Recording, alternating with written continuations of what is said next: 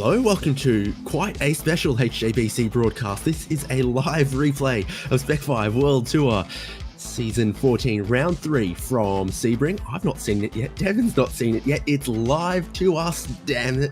And we're excited to see how the Spec-5 World Tour racing plays out at one of North America's most famous, most exciting, most beloved circuit racing tracks. So David Haynes here with Devin Peters and Michael Derby on HJBC.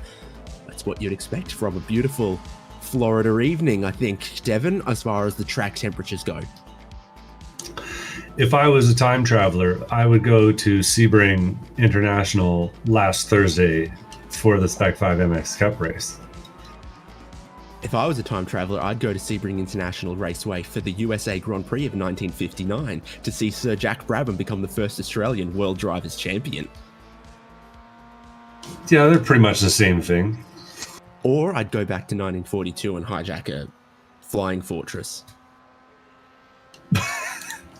Well, you were much more prepared for that statement than I was. But anyway, we're watching what appears to be the outlap here for Mitchell Peak. Yep, qualifying has just kicked off. And so quite a significant outlap around here at Sebring. It's not quite as long as Bathurst, but it's about 5.5 kilometers or so, give or take, around Sebring. Quite a lap distance for these MX-5s. Yeah. My fastest lap of Sebring is still a 3-minute something. So plenty of racetrack, plenty of it that hasn't been resealed since they were landing bombers on training runs here in World War II. True that. And we're gonna get a lot of Mitchell Peak coverage here tonight during qualifying, because as the guy who saved the replay, he is the only guy whose qualifying we'll get to see. So shout out to Mitchell Peak for providing us this replay, and we'll follow along. We'll get the very fully interactive experience here from Mr. Peak. Yes. If it was a replay provided by someone who had joined the session as a spectator, not a driver, we would have a bit more to go off in qualifying, wouldn't we? Oh, genius. Very, very good promotion and branding from Mitchell Peak. Bit of weaving on the back straight there as he gets ready to go into his first flying lap here, and then right onto the racing line. It's the bumps of Sunset Bend to get the first of 4 flying laps underway. Yeah, this is definitely a track that's on my bucket list, and I'm surprised that even though they paved over the grassy section on the exit of Sunset Bend there, that it's still got a hump on the outside of the track where the grass used to be. Anyways. Turn 1 always deceptive. There's so much width in the middle of a corner, and then it narrows up on the exit, and you can see by the lack of grass on the far side of the exit curb how many people misjudge that at turn 1. And then this section here past the illuminated palm trees, and underneath where a new bridge has gone. Yeah, it looks like a pretty clean lap. Purple sectors, as far as I can tell. Yes, fastest of all of the people that we've got a replay of for qualifying. The hotel turn where the swimming pool is also illuminated. Everything's lit up around here. You've got the reflectors around the track as well, and that was tidy enough through there. A couple of places around here where, for qualifying at least, the track limits are a little bit of a concern, more so than some other tracks. That's one of them there at turn 7, and then the other one is how the track limits get enforced at Le Mans corner as you come onto the back straight. Also got to look out for that further around the qualifying lap. Deceptively big grid out here today. 34 cars registered from what I can tell, but when I opened the results screen, it had a lot of results on it, so I didn't want to look too closely at them, but I did count 34 cars on the counter.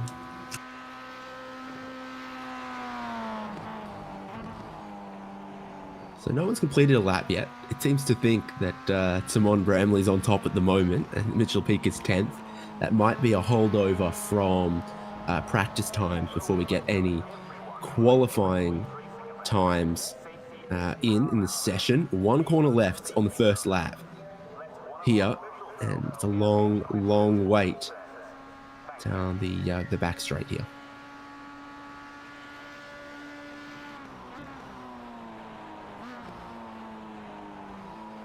Turns it in shallow, brakes on the diagonal, gets to an apex, and then looks to track out on the exit, not only finishing lap 1, but also very, very important to how you start lap 2. Cold track, you think the tyres are going to keep on giving all the way through 4 consecutive flying laps. That's your hope. Yeah, you'd think so with these sticky race compound tires that they got on these MX-5 Cup cars.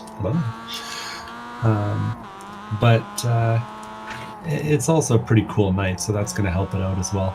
I'm thinking we'll see 4 fast ones, and we might even see them get faster with the temperature building.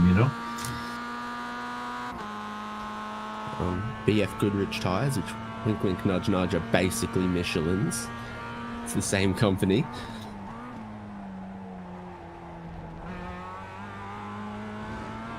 And Mitchell showing that he knows his way around this track.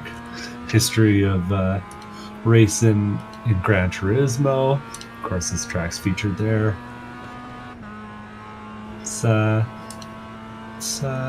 Let's go through what we know about Mitchell Peak here. I got Mitchell Peak, esports sim racer, our esport racer team.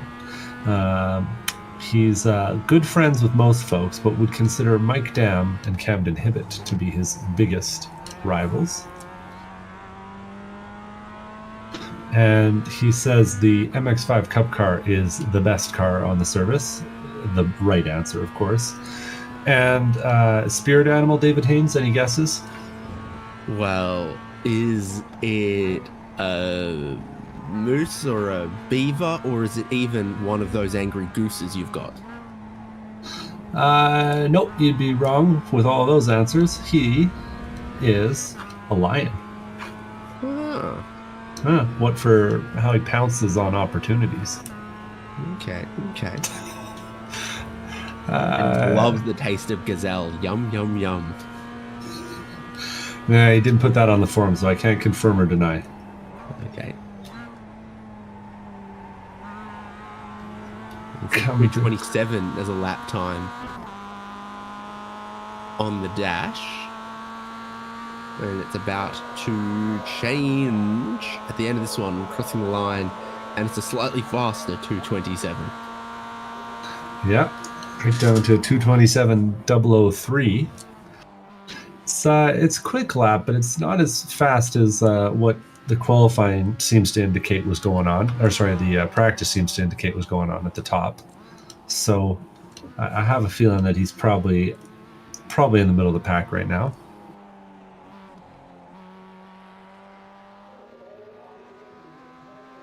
They've got some analog palm trees going on around here as well, not just LED party camping ones.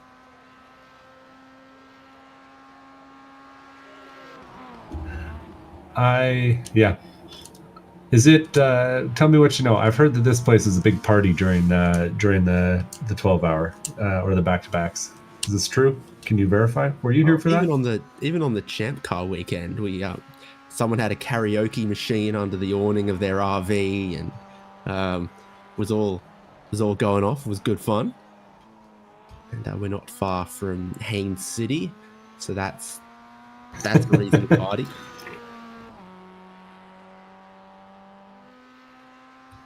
Wonder if the color scheme's inspired by the lion. Seems plausible to me. He's got the orange and the black and the white, I need a bit more gold. It's mostly good sectors the way around this lap, though. Although a couple tenths were lost at Tower Turn, where he's just been. This is another one of the parts of the track where there's so much paved space, but you got to stay on the inside of the lines and the curbs through there, and it all looks good this time around. But you do have to exercise some caution. Thing does look really, really planted out there right now, must be said. He doesn't got those red Bolero upgrades. He's got He's got just the regular old MX-5 ones, and that car seems to be handling pretty well for him. I was like, what's a red Bolero?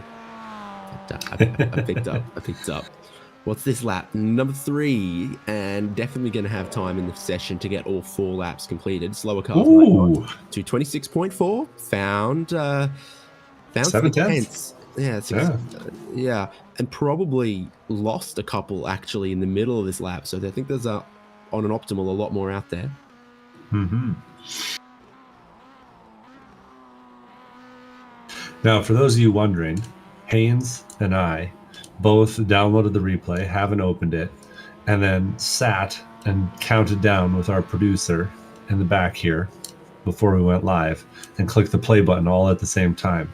So we are seeing this in real time for the first time as this all goes down. Yeah, we've been cryogenically frozen deep underground and thawed just in time for this broadcast.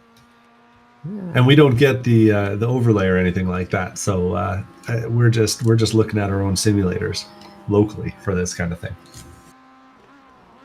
That definitely looks like Sebring. Yeah, we are at the correct track. It always looks like a gator's mouth to me. I'm seeing a bit of gator. Yeah, it's got the eyeball there, a tower. And this is the deep kind of analysis that people really like to get out of us. Absolutely, that or stiletto, perhaps. Yeah, maybe it's both. Monza and Imola also managed to both look like shoes, so there's form to it. Some of the great race tracks around the world, and hey, Watkins Glen definitely got a boot. So I reckon if Watkins Glen can have a boot, then Sebring can have a stiletto. This is the final lap of qualifying for the only driver that we're able to watch in qualifying. Mitchell Peak comes through Sunset Bend where the sun has definitely already set. Local times almost 10 p.m. into the night at Sebring, straight to the checkered flag. Hanging off the limiter some too. Ooh. For a little bit of an improvement, just an extra tenth or so. That's pretty good. So I'm gonna now carefully move my hand to expose the qualifying results on my screen. I've opened the results tab, but I'm covering up the results of the race. So from what I can see, it looks to me like we've got Ronnie Coates qualifying first with a 2:25.8. That's a quick one. Camden Hibbett in second, 2:25.7. Mike Dam in third, 2:25.6. And then our very own Mitchell Peak in fourth. Fourth with 2:26.231. We've got Ray Lombardi just behind him with the 2:26.3. This looks right, what we're being shown, because it's got the correct time for Mitchell Peak. Am I getting this wrong? I got the times all wrong. Oh no. I'm glad I didn't listen to anything you just said, because I think you might have spoiled it for me. Oh no. I think pole is Timon Bramley. Much more accurate. Ahead of Rui Coimbra, Mike Zam, Camden Hibbett, Ronnie Coates, Michael Coates, Trevor Roy, Joshua Soto, Simon Foweather, and Mitchell Peak as our top 10 with the red line under their numbers. They are all our pro class drivers, and the pros lock out the top 12 because Geordie Fike and Ray Lombardi are 11th and 12th. Your best open class qualifier is Ian Giebler in 13th there. And you can see those open class guys denoted by both the O and the blue stripe under their position. And you've got Sean Hayes, David Starb, Tom Sanders, Odyssey Adams, Mario Norris. Jose Gonzalez is second there as far as open class drivers are concerned, ahead of Eugenio Palicci in 20th. And then Tom Ayton, Lee Martin, Paulo Coimbra, Josh Olsen, Greg Mack, Charles Vaccaro, Brian Chabelski, Andy Kosick, Zeus Dalston, Orlando Harrell in 30th, and then Ethan Stanley, Joel Singleton, David Tamira, and Andrew Gilliland. That's 34 MX5 Cup Car Spec-5 World Tour at Sebring. As we went through that, you might have noticed some different color driver numbers. Those are our league supporters, and they got some juicy little benefits like voting twice on the track, voting selection and all that kind of stuff. Now, update. I did not go back and verify if that was sorted by practice or race. So even if I could remember what I said, I still haven't successfully spoiled anything. That's good. Good to know. So they're lining up on the start-finish line for their full formation lap of Sebring, a 45-minute race ahead of us here, where everyone is going to need to make one pit stop at some point, and pace car speed around here, 60 miles an hour. I did a sighting session around here in my rental road car. It was 35 miles an hour, so the pace car's got a little bit on that Mustang convertible. Think they put enough fuel in the pace car? Oh, you hope so. To do 60 mile an hour, I'm sure they did. Oh man, this is gonna be super spicy. I'm really excited to see 34 cars here at Sebring. This track always provides some fun.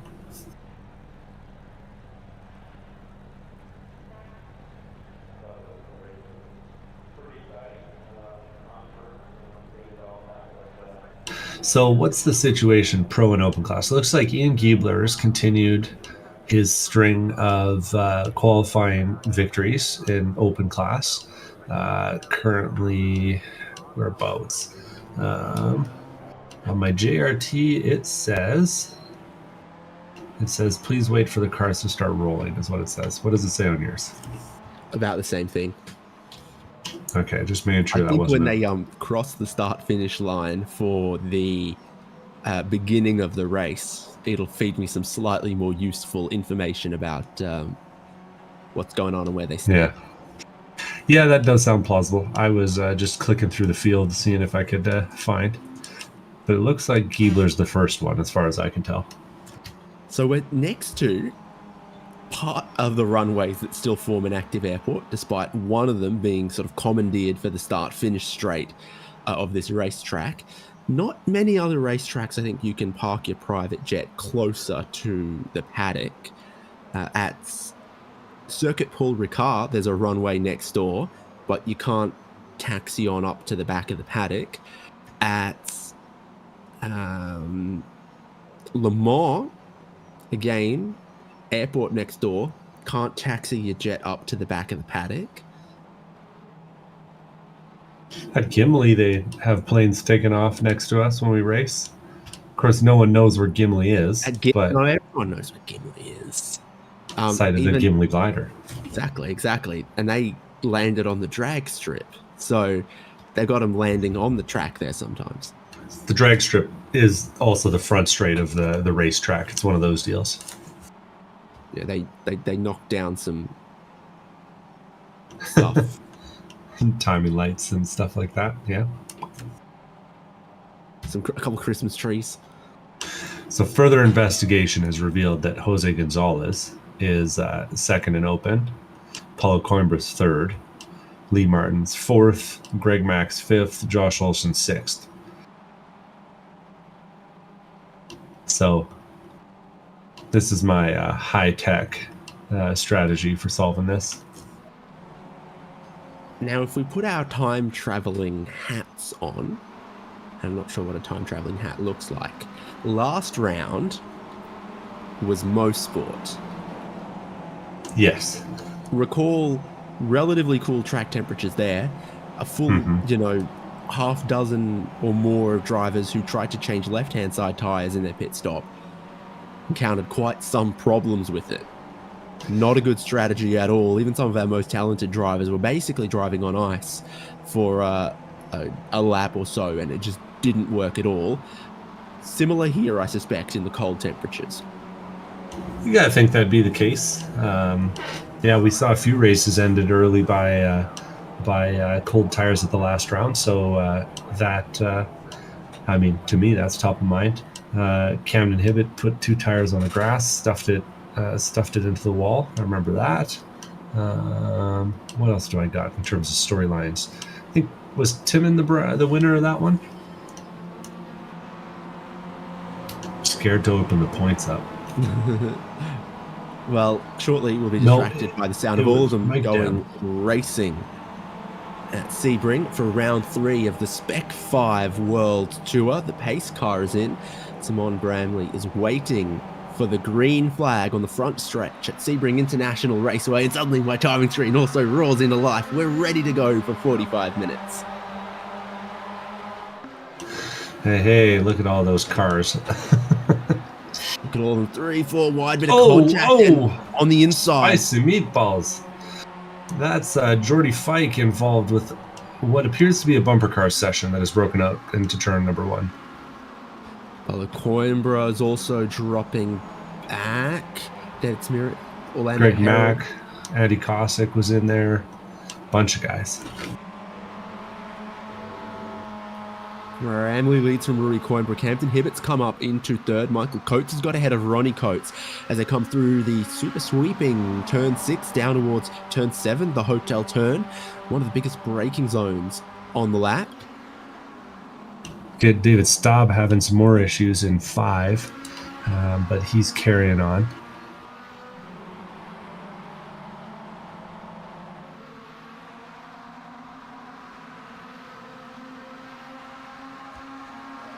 Coimbra is now closing back up on the race lead. Looks like it's Trevor Roy who was side by side with Ronnie Coates back behind this group. And now Mitchell Peak under some pressure from Ronnie Coates as well. Approaching tower turn here, where you get the most camber of anywhere else on the racetrack. You tip it in, and believe me, it really does just grip there, and you're like, okay, I can go a bit faster next up and go a bit faster next lap, until eventually you get tempted into carrying way too much speed. And again, another place where drivers frequently dig up the grass and the dirt on the far side of the curbs. Can't cut the course too much there. That can get you in trouble. Well, it looks like most of the top, what was this, like 14 or so, are probably sticking together pretty well at this point.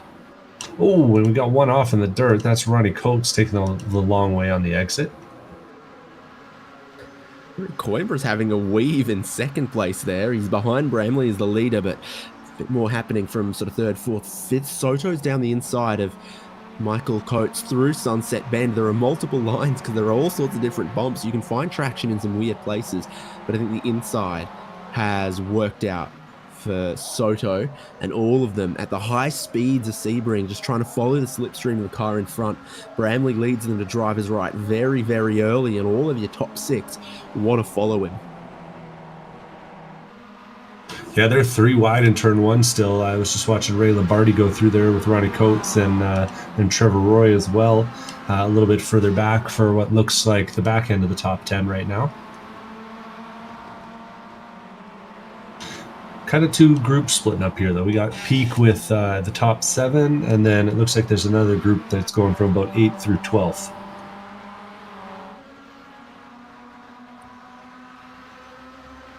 Once more to turn 7, Bramley hoping the drivers behind him fight a little more. Mike Dam goes clear around the outside of Rui Coimbra and up into 2nd. Coimbra, I think, rolled out of that one a little early and dropped back into 3rd place. Soto looks like he's up into 4th here. He made that move in Sunset Bend last lap.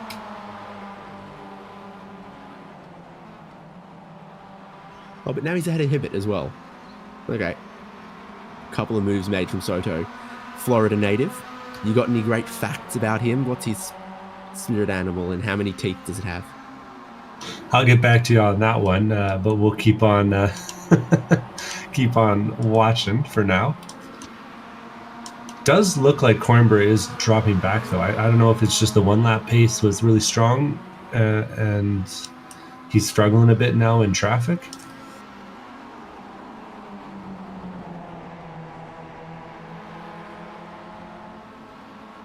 But it does seem like Soto's closing up on him while Dam's kind of driving away for Tim in ahead. Using up all of the track on the exit now.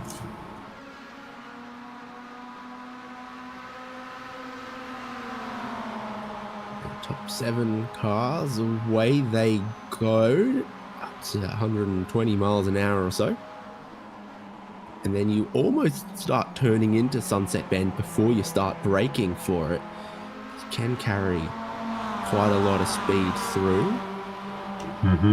Especially in cars like these, you know. It's just so much more grip than there is power. Looks like we might get some too wide action here. We'll see. Mike Dam has a run, but he lifts out of it. So our top 5, 6 are trying to run away, not try and fight. Joshua Soto kissed the concrete on the inside there in turn 1, because now he's under pressure again from Camden Hibbert, who will try to sneak through in a 4th. They're still side by side, clambering all over the curbs in this section. Yeah, that was definitely some contact. Mario Norris also did himself a pretty big smack there on the inside as he runs wide on the exit of the Gurney Bend there, or as they head on to Gurney Bend. Sean Hayes here behind Mario Norris, taps the brakes a little bit. Norris gets in really hot there. Big slide that he's lucky to hold on to. That was him as he was drifting the corner. I was doing an impression. Wouldn't it be more like, wahoo? Yeah, something along those lines. It's also surprisingly distracting. Oh, when the guy you're racing with is appearing and disappearing, that's, well, I couldn't tell you who because he keeps on disappearing. Sean Hayes, but you always got to ask. It looks, we can see cars still behind him. So I think that is a Sean Hayes drama. There's a possibility that at some point we want to look at some cars that are quite a distance from where Mitchell Peak is, and we struggle to pick them up. We'll be okay. I hope. It does look like we've lost a few cars.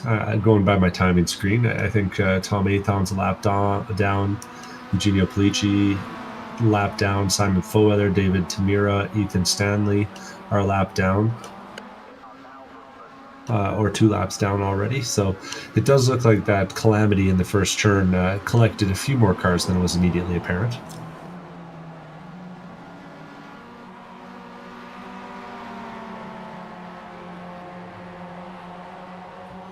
Bramley from Dam from Rory Coimbra. Joshua Soto qualified 7th, racing up into 4th. It's gone back and forth with Camden Hibbert a couple of times. Coates and Peak, the car behind. Tell you what, at night with the headlights, flashing cars are a lot more annoying than they are during the day. That's that much for sure. Yeah, absolutely. Look for the race lead. He's not. He drops back, but he wants Bramley to know he's there. Camden was giving Soto a little push as well.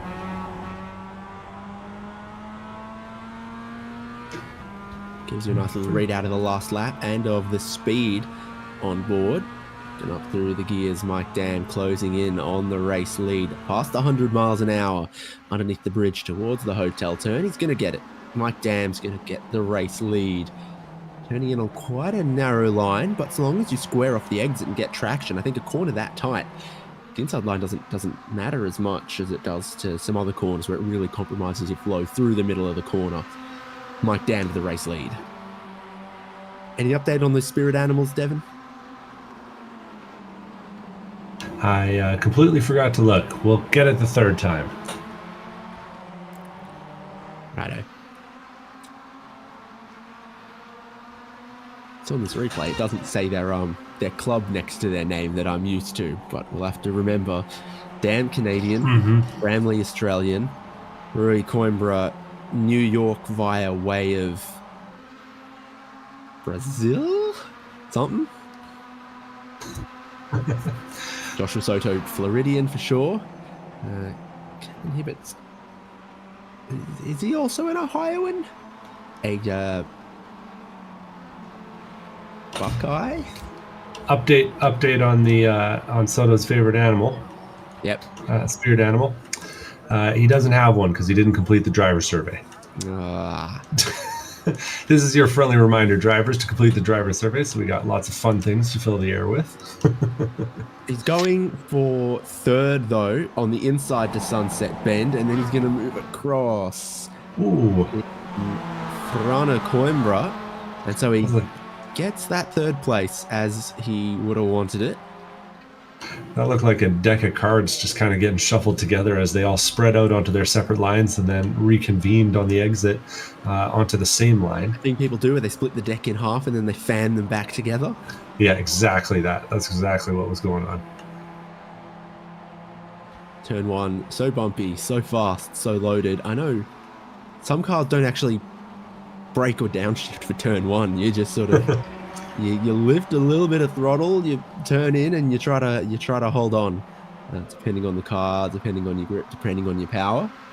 Top 7 really starting to get away from the rest. Ronnie Coates leads that little group in 8th, and we know he can be really quick in his day, but he's got some work to do if he's going to catch the leading group.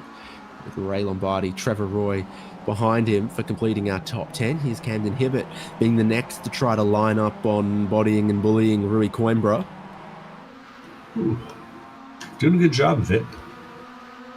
He's going to have the inside going into the stiletto, and he's got to push for Mitchell Peak, for Michael Coates too.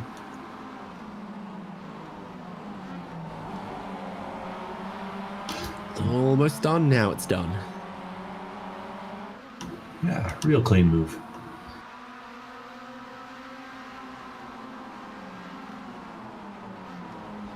Sean Hayes has since gotten ahead of Mario Norris in 11th and 12th. Lee Martin's the open class leader at the moment in 13th place, with Odyssey Adams Jr., a pro driver, just behind him, but second in the open class. Josh Olson also in the same train there. Ooh. And Jose Gonzalez is third of the open drivers. Olson looked very uncomfortable, and Brian Schabelsky behind actually got really out of shape as they went through Tower. Andrew Gilliland takes the spot away from him, is bringing himself back into contention. Yeah, a couple more open class drivers here with Gonzalez and then Gilliland. And Brian Schabelsky and Andy Kosick. Andy Kosick, certified Buckeye. Mm-hmm.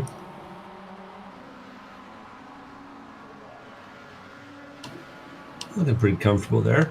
Never missing an opportunity to try to promote the state and tell other people they should race there. Hey, when I'm sympathetic to living in a place with not a lot of things, but a few racetracks.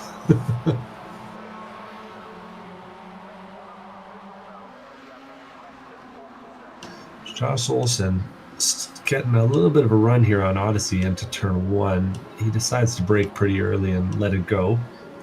But we are too wide behind him. That's Brian Schabelsky trying the outside line on Andrew Gilliland. Gilliland scrapes the inside wall, throwing up some sparks.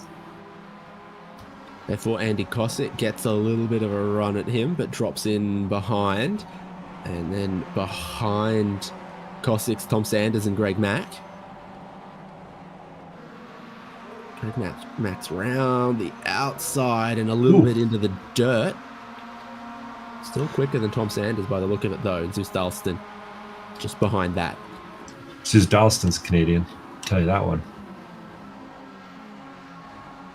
And shares my my love of Korean food based on every time we've looked at. Contact there between Greg Mack and Tom Sanders. I don't think it was malicious, but the outcome might be. That's not good news for our friend there.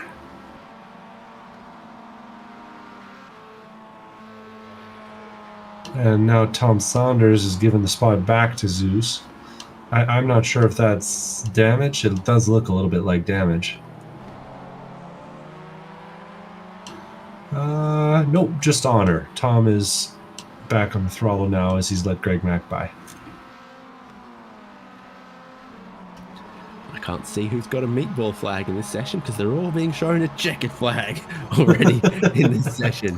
Oh, it's slightly different. It's just a little different. Mike That is Dan good. leads. Joshua Soto, Simon Bramley, Camden Hibbert, Rory Coimbra, Michael Coates, Mitchell Peake. Top 7 down that back straight. Still, Ronnie Coates tries he might, not able to close in on the top 7. In fact, if anything, he's a little further away from catching the coattails of this train. Don't worry, everyone. I gave Haynes the glare for coattails. It's fine. It actually makes sense. Too wide into the first round. Race lead. And Camden Hibbert also looks like he might try to steal a spot away, and he does. So a couple changes up front here with 15 of 45 minutes of racing completed. Spec-5 World Tour from Sebring, round 3 of season 14.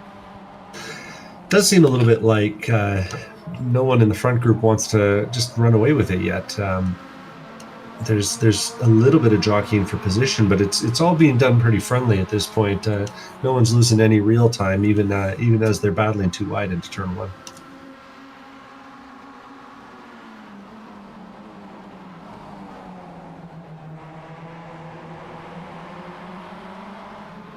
Carrying on single file. Have to go deeper in the pack if you want to see some feisty battling. See what I can dig up for you.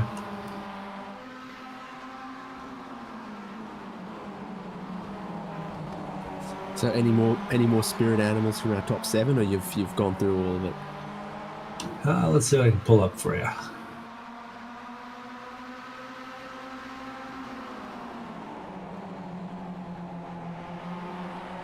Is the wording spirit animal or favorite animal? Spirit animal. Okay. That gives us more insight, into a person's psyche. Mm-hmm. Let's see what we got.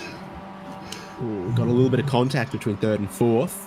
Bramley just runs up the back of Camden Hibbert coming into this section.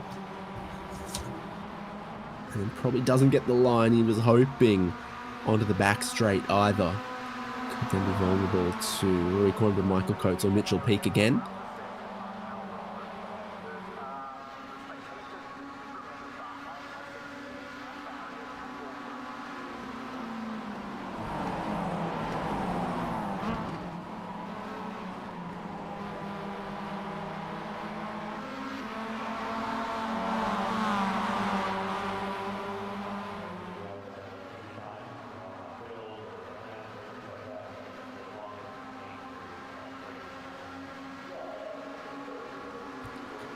Leaders again through turn 1. Joshua Soto ahead of Mike Dan, Camden Hibbert, Simon Bramley shuffled back into 4th after leading a couple of laps for a while there. Coimbra, Michael Coates, Mitchell Peake. The efforts of Ronnie Coates to try to catch these leaders he's caught them another half a second on this lap. Yeah, he's having to run really, really clean laps to try and make it up while the guys ahead kind of have all that draft to cover up for their mistakes. So always kind of an uncomfortable position to be in. But over the last few laps, he's gaining on the back half of the pack, that's for sure.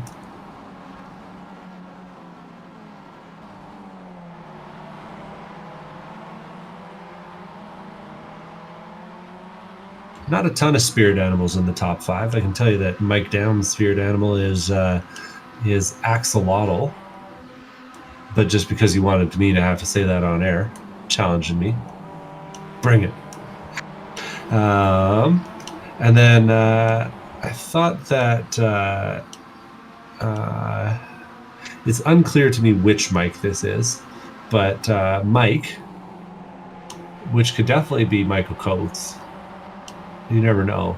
Mike says African swallow is his spirit animal because that was the fastest time warp on SimCity 2000, which is pretty good. Okay, yeah, all right. Pay that. Keep paying those off as we go through. 26 minutes to go by my timer as they get onto the back straight once again.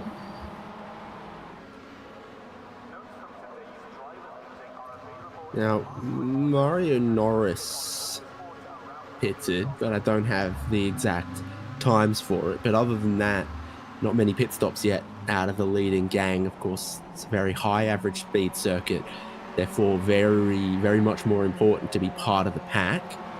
Soto leading him out of Sunset Bend. Oh no, we got to take it from the lead group here. Get Bramley's in.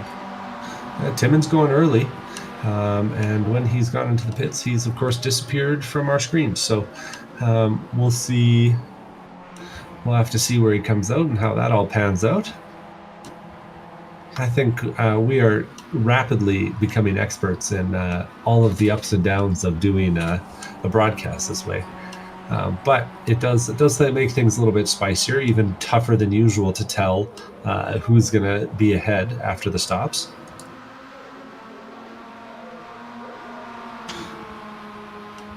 Coates has gone and put in another quick one last time by a 25.0 flat. So he's managed to take nearly 5/10 out of the front of the group. I got to think there's maybe some fuel saving going on up there to help him out, especially judging by the way that Mike Dam's kind of taking a look on Josh Soto. Yeah, almost the fastest lap of the race, and definitely the fastest lap without a slipstream just there for Ronnie Coates. Now 7th place after Ramley's pit stop.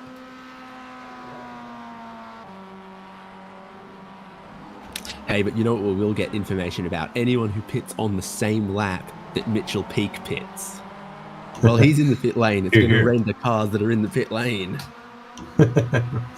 Well, here's hoping he goes with the majority.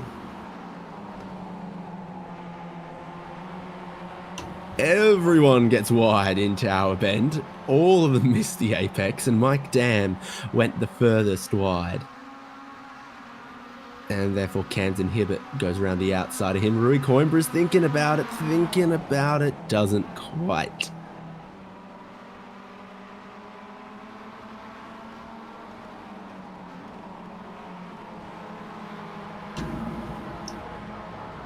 So do any of them react to what Bramley did, or do they think he's made a potentially foolish mistake bidding when he did? We'll have to say, see, speaking of foolish mistakes, I've just gone and gone back for a replay. Don't worry, I've rejoined the broadcast, but it's old habits die hard, you know. Michael Coates getting a decent run, but he will see in his rearview mirror that Mitchell Peak is taking a pit stop all by his lonesome. I think Ray Lombardi's come in behind him, so we know what's happening in the pit lane with Tom Athons and Ray Lombardi. As I say, Tom Athons in there already. Athon having a decent race. See Adams in. It's also miraculous that we know what's happening on track while Mitchell Peak is in pit lane. That's good. Mm-hmm. I think you've jinxed it, though. We'll have to see how this goes. What? How far in the future are you? That's not... I don't know. We'll see. I have worries. That's all. Concerns. We'll get to the far side of the track. It'll be like my radios every time I'm on the far side of the track. Just barely working.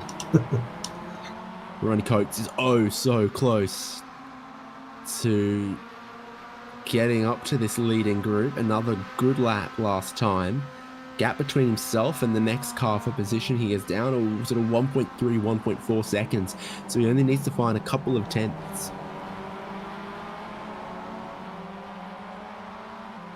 Painstakingly almost there.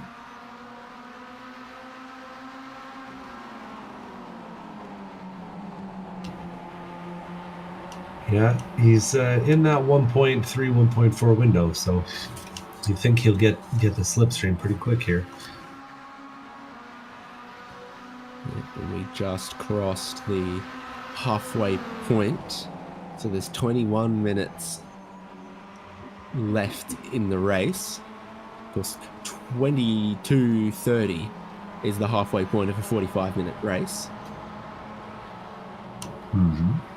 So during this lap, they've crossed that line. Camden Hibbert closes up on Joshua Soto and elects to provide the bump down the back straight towards Sunset Bend. And I am noticing that Mitchell Peak, after his pit stops, come out in the vicinity of Tim and Bramley. The two of them are a few seconds apart. But if Peak can get caught up here, the two of them might be able to bump draft. Yeah, you're right. Peak's only about a second behind Bramley.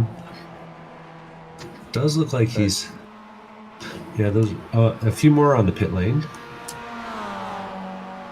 Yeah, Coates, Hibbett, Soto, Roy, Hayes, I think. Yeah, Lee Martin and Josh Olson from Open Class hitting as well. That's our current top two runners in that class. So if what you either Mitchell Peak had a very good pit stop or Timon Bramley had a slightly slow one, because we would expect him to be just a little further ahead than that. Here's some of those drivers who've stopped that he should be with coming back out of pit lane.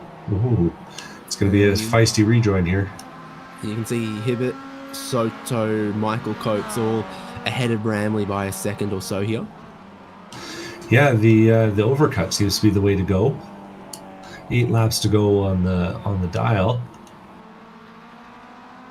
And Timmins making up ground here. It looks like having the warm tires is maybe a bit of an advantage in terms of overall pace.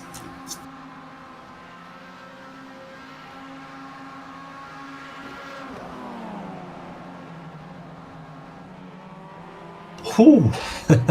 Timon got it all kinds of sideways on the braking zone there. And Josh Soto gets it wrong, leaving the door open for Michael Coates there, who gets a big push from Timon, but I don't think that he's going to do anything with it as he kind of backs off and defends the inside. They both break super deep and around the outside. Timon Bramley takes that spot away from Michael Coates.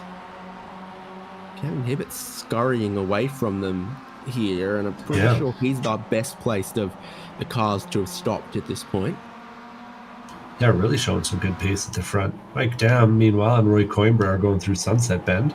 And we'll see if either of them makes the pit stop this time. It does look like they're going to carry on, not running that entry. But Ronnie Coates is going to hit the lane and then disappear.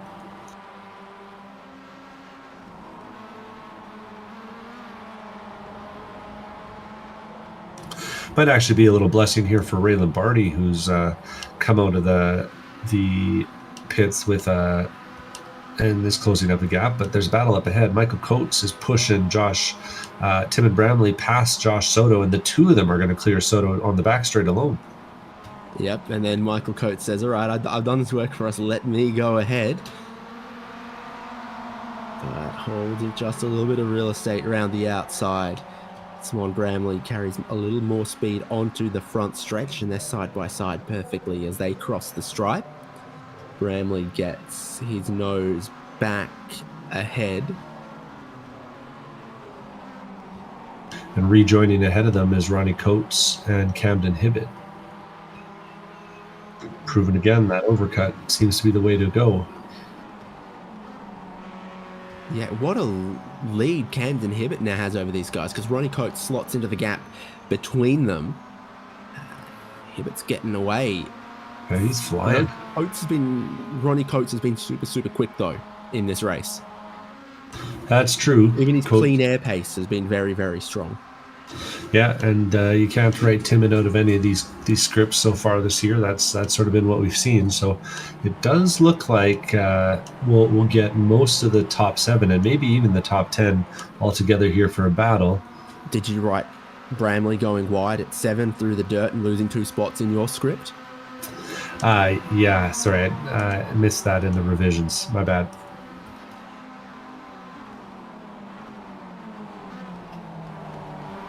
I'm still going to write a little smiley face when I mark yours, though.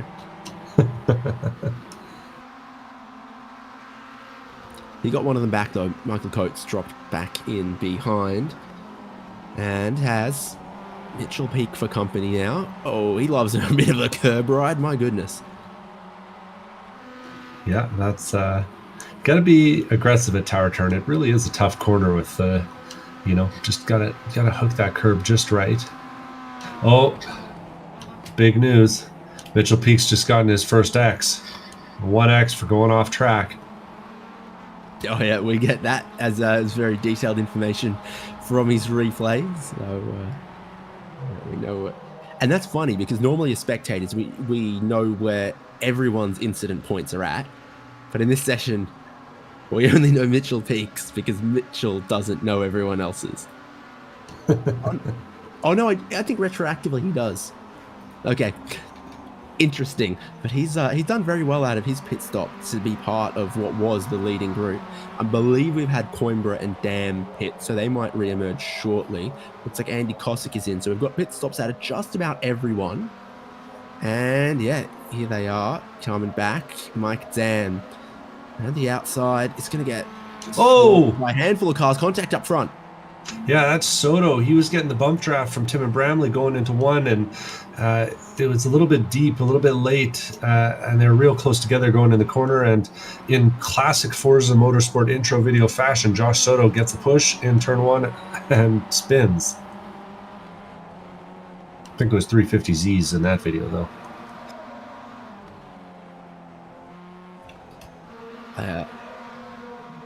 I can't recall it, but Rui Coimbra leads the race. Yeah, he's got a huge gap. Just as he came out of pit lane from a pretty good stop, we saw him cede plenty of positions to try to save some fuel. True. And just as he come out of pit lane, forgive me, then that group, they all go and make a bunch of contact with each other. He scampers away from Camden Hibbert, from Ronnie Coates and Mike Dam. This is a very interesting little pit strategy battle we got going on here. I think whoever figured out that staying on track was the way to go is at a big advantage. And I got to think that tires are a factor here because we're seeing a big variance in pace compared to where people were before these pit stops. All these guys that were running 225s are all of a sudden 226s in the middle of that. And then also, with basically all the pit stops done, looks like Lee Martin leading open class from Josh Olsen and Greg Mack at the moment. Greg Mack is in one hell of a battle at the moment. David Starbs around the outside of Andrew Gilliland trying to get down the inside at turn 7. It's all happening behind Sanders, Greg Mack, and with Andy Cossack in this group as well.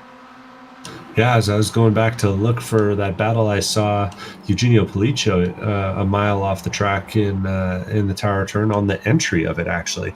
So not quite sure how he managed to get there, but definitely an interesting route through that corner complex.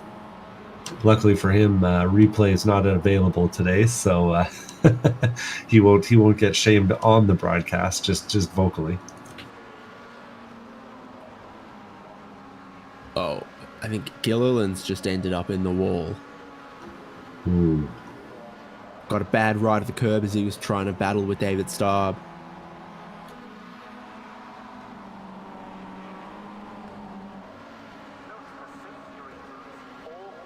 Now, this is Starb getting a run at Mack and Sanders, which, of course, are...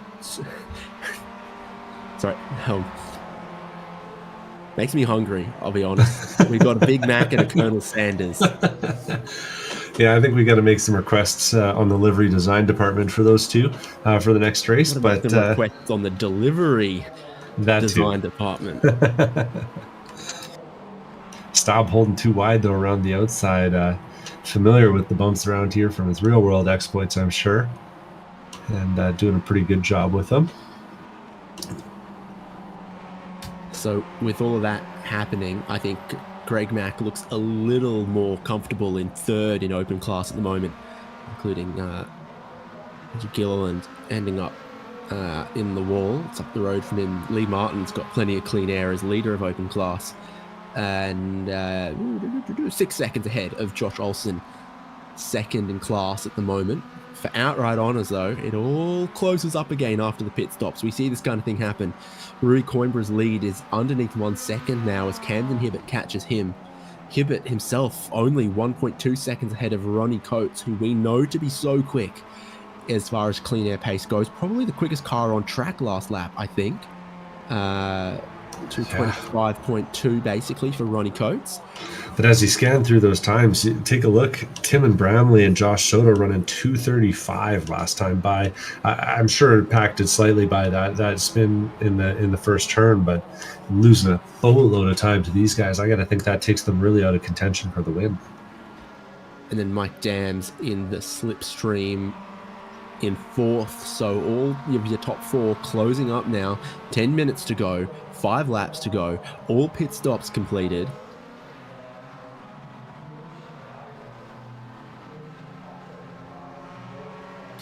And behind them, Michael Coates 5th, Mitchell Peak 6th, Ray Lombardi 7th. Trevor Roy and Mario Norris have been kind of having a fun battle on the back of the top 10. Now they're fighting over 10th throughout this race. The two of them have been kind of glued together. It's one gets a little bit ahead, and then the other makes a little mistake or sees a mistake. Wow, Trevor Roy almost throwing the car in like he was trying to drift the thing into turn number 1. He even did like the Scandinavian flick, left, right, and left again to get into 1.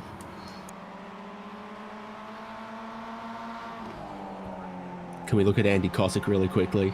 If we're doing shameless fan service. Oh, it's busy on the front straight. Greg Mack. Greg Mack. Outside.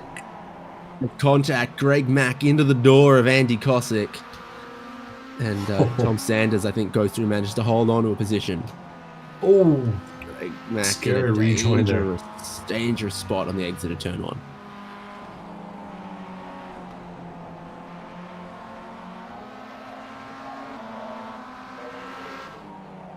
Yeah, that was good timing on checking that out. That's the last time I'll do any Nostradamus thing here. Only 1.4 seconds to cover your whole top 4 now. Look at Mike Dam try to work his way through a little bit of the traffic. I suspect that might be...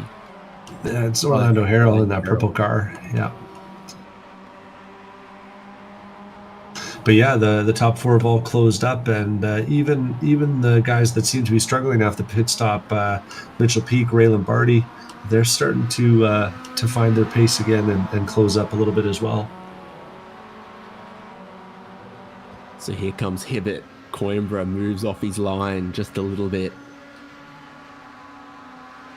And here comes Ronnie Coates. Here comes Mike Dam. Top 4 closing up once again. They know 8 minutes left, 4 laps left in this race. Dam gets a really good exit off of the final corner as Ronnie Coates ended up wide, probably had to get out of the throttle, almost grazed up against the wall. Hibbett uses the slipstream down the pit straight to get to the inside of turn number 1 on Rui Coimbra, who had such a quick pit stop. You've almost got to wonder about his fuel in this one. Coimbra now drops back into second, so a handful of changes inside of the top 4 as Camden Hibbett gets defensive in the short run towards, it's either turn 2 or 3. Goodness knows how they've numbered it around here. That's got to be 3, because then 4 or 5 are coming through 6 to turn 7. It's the hotel turn. Everything counts as a turn. They give the turn numbers away for free.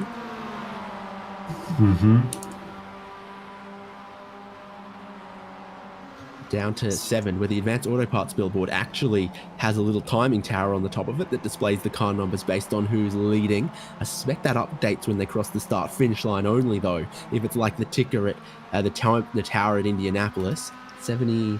Yeah, it's also 78 leading, which is Rui Coimbra, who's now back into second as Camden Hibbett took the lead away in turn 1.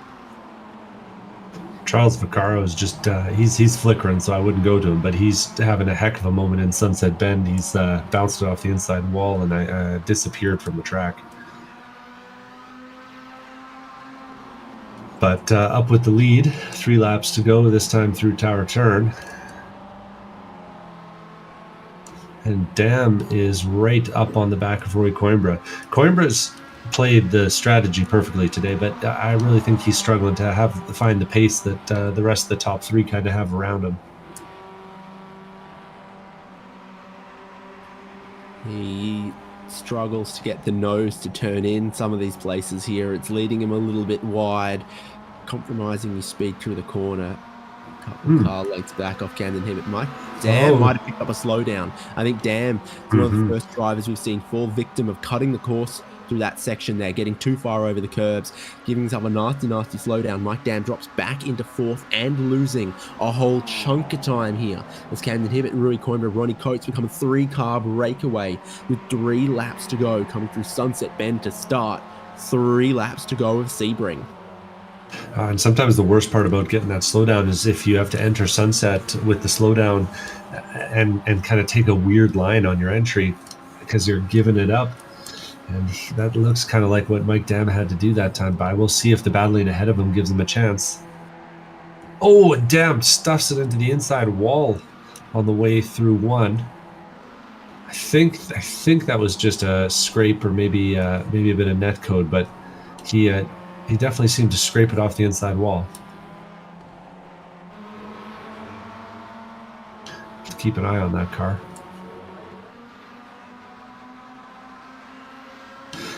Yeah, netcode may be what it was. Fight the urge to go back and look at the replay, Devon. Rui Coimbra closing in again on Hibbert.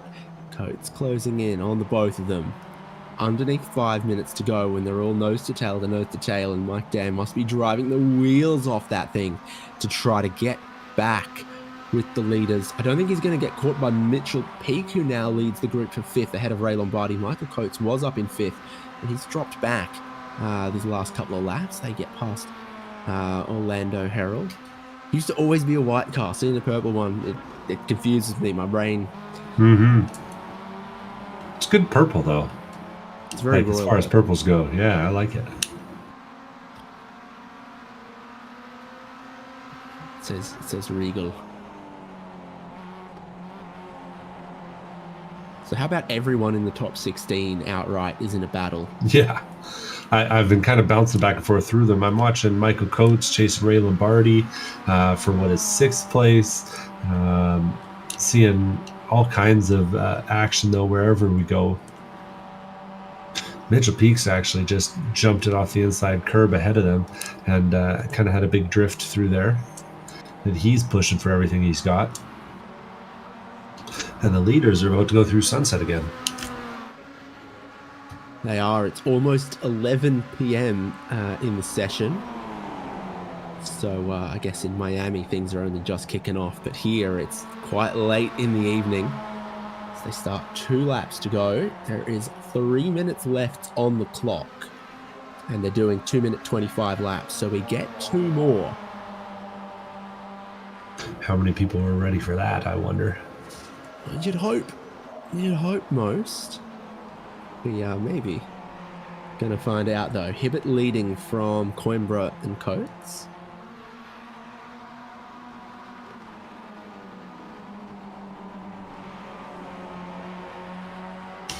Eugenio Polici is parked on the track again, facing the wrong way. I think he's just towed out. I was worried he was going to become a hazard for these guys.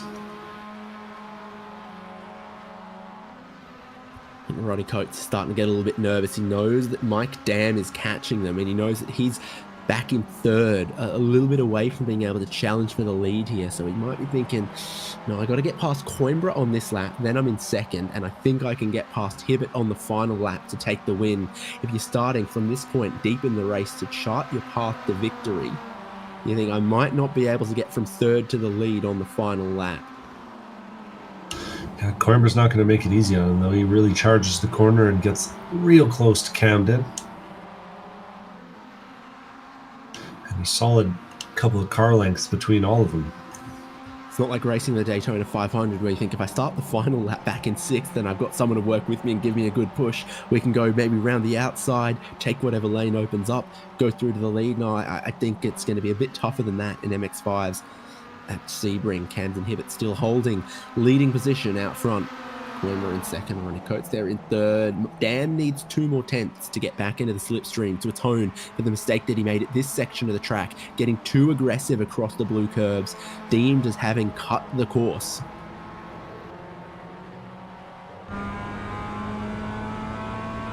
This is his view from back and forth at the leaders.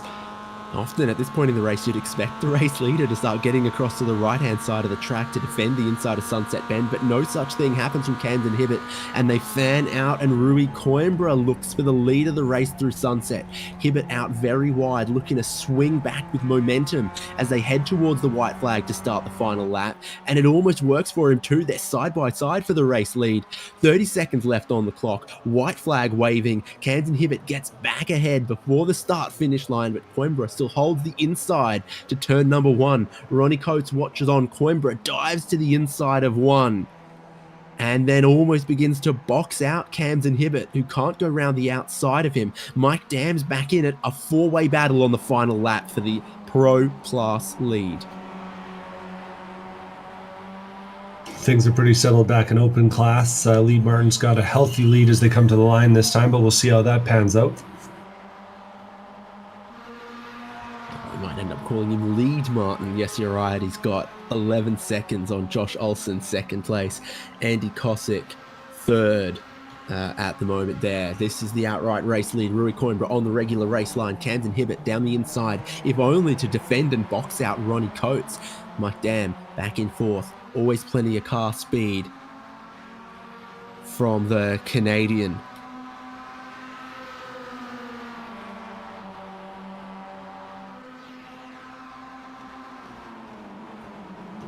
Yeah, they're 4 deep. Sometimes challenging late in a race to actually stay flat out through this S's section as you approach Tower Bend. Rui Coimbra holding on for dear life, though. Gotta hook that little ditch just right through Tower Bend. Carry your speed down here. Someone can get alongside, try to outbrake you. Camden Hibbett with a run. Coimbra goes middle of the road, back to the racing line. He's got Hibbett right at his rear bumper. Through this section here, when you're the second, third, fourth car in the train, you've got to be so careful to stay between the yellow lines. You can cut some of the white lines, but not the yellow lines. So Rui Coimbra leads them onto the back straight. So much pressure on him as the slipstream kicks in. Second, third, fourth, all close in. Coimbra goes to the middle of the road. He goes a little further across to driver's right to try to stop Camden Hibbett getting down the inside of him at Sunset. Hibbett then comes back across the racing line, looking to swing in a Sunset Bend with speed. Doesn't quite get the ride of the bumps right to get the car to rotate. The two of them touch, and Rui Coimbra spins around, shooting through the gap. Ronnie Coates gets to the race lead ahead of Camden Hibbett.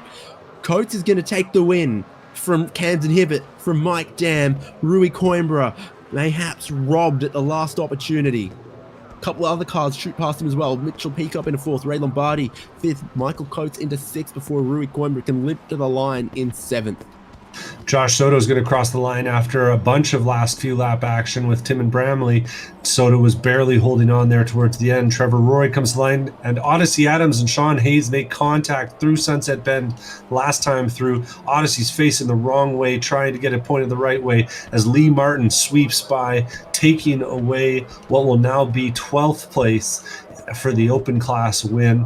Josh Olsen comes through Sunset Bend in 14th overall, holding off the likes of Brian Schabowski in the pro class. Josh finishing second in open, and third place Andy Kosick coming to the line in that minty fresh car. Minty fresh car? Yeah. Yep. Maximum amount of mint. Mario Norris drifting down the straightaway. The legal maximum FDA limits on how minty something can be. That is most mint. Zeus Dalston narrowly missing the podium, followed by Paulo Coimbra, and my dog wants to be on the broadcast. Do you know how good it is when you actually don't know how it's going to play out? Oh, that was good. I mean, exciting finish, but a very, very tough one for some of the not a team guys. As I guess for Odyssey Adams, he was almost a delayed little replay on what befell Rui Coimbra. The different lines through Sunset Bend converging in some contact that cost him a chance at the win. Jordy Fike and Ian Giebler crossing the line now. So this isn't right, is it? That's the qualifying order again. Yeah, I don't think the sim likes that there's still guys circulating out on track. So we'll maybe have to go off of our timing screens to give you the order. Do you want to do the rundown, or shall I?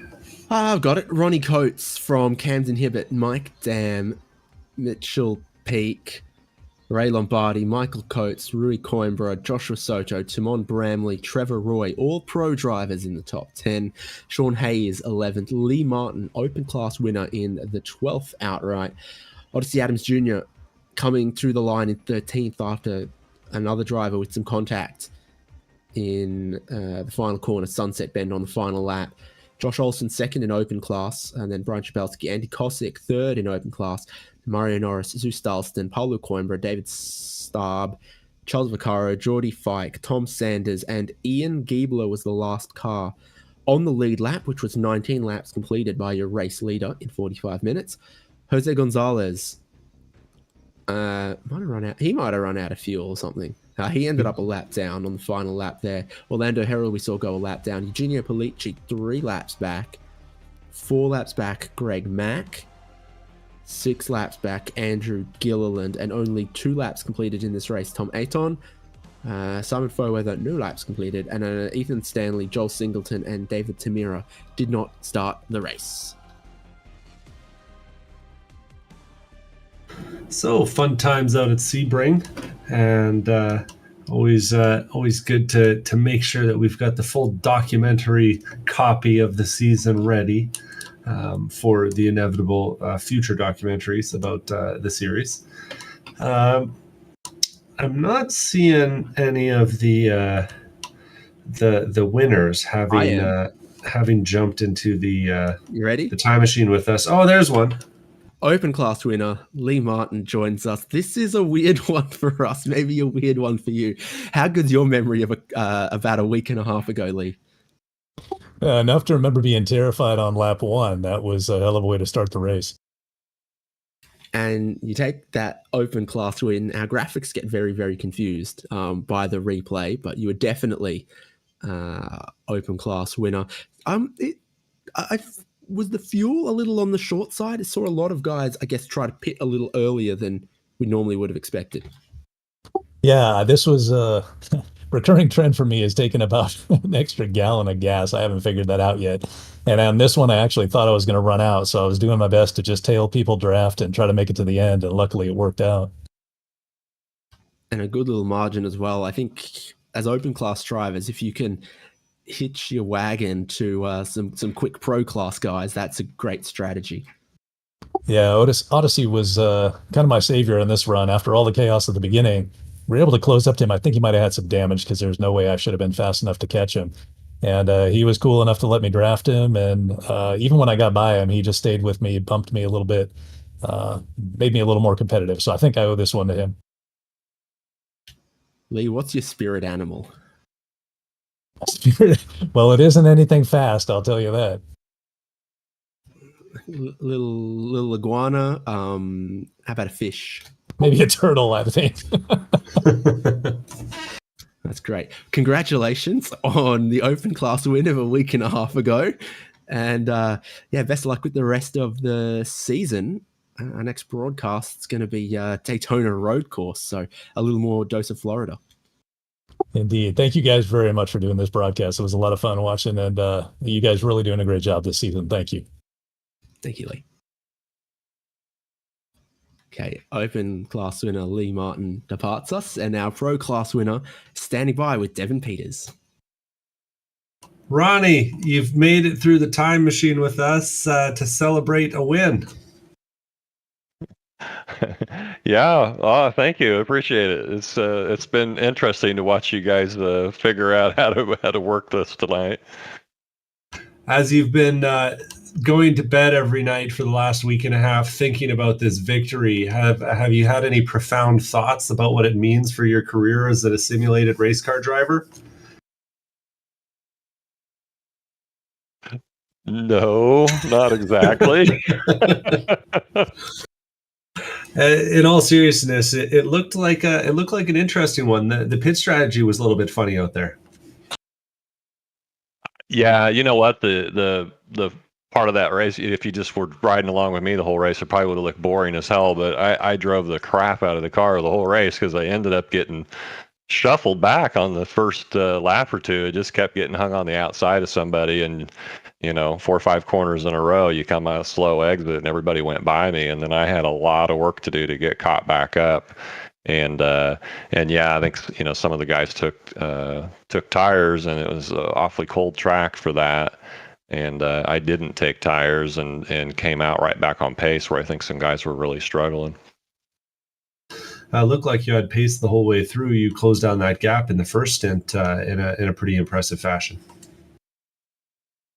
Yeah, it was every lap just trying to run those qualifying laps every single lap, and yeah, I was ticking them off just a little faster than the leader. But it's funny, the draft, you'd think it would really pull you in here, but you get 4 cars in front of you, and they can be second and a half, 1.8 out, and it's just like you're really not pulling on them. They're up there coasting. Rui's telling me he's coasting, and I'm pushing for all I got. Any experience racing at Sebring in the real world? No, I haven't even done it that much on the sim, really. I was just wondering. And the people want to know, what's your spirit animal? Oh, for racing. God. I don't know. For racing, I don't know. I have no idea. Dog comes to mind, but I don't know what that has to do with racing. It's chasing down the pack. It showed itself today. Great job out there. I appreciate it. Hey, good job with doing this tonight. I know it was a little hard for you guys, but you guys kept it interesting. It was fun to watch. So thank you. Cheers. Well, there we go. That's something a little different for us. Genuinely, my first time trying to make a live broadcast out of a replay.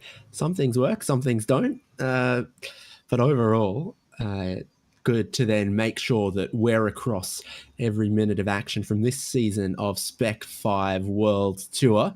They roll on, and Thursday night we're going to bring you live coverage of round 5 of the Spec-5 World Tour this season from the Daytona Road Course, which is always a treat in these cars. You expect them to bump draft, you expect big packs, you expect to see them 3-4 wide across the line, and whatever position, someone who can get a good bump draft, get a good run, see a lane open up, can come from 6th, 7th, 8th in the pack out of the bus stop to win and take the checkered flag first on the tri-oval at Daytona. It's always chaos, but of a very, very exciting kind. So I hope you'll join us for our live broadcast of that and congratulate our winners from last week at Sebring. David Haynes with Devin Peters, Michael Derby once again. Make sure you subscribe to HJBC, where we'll be bringing you all of this season of Spec-5 World Tour. See you at Daytona.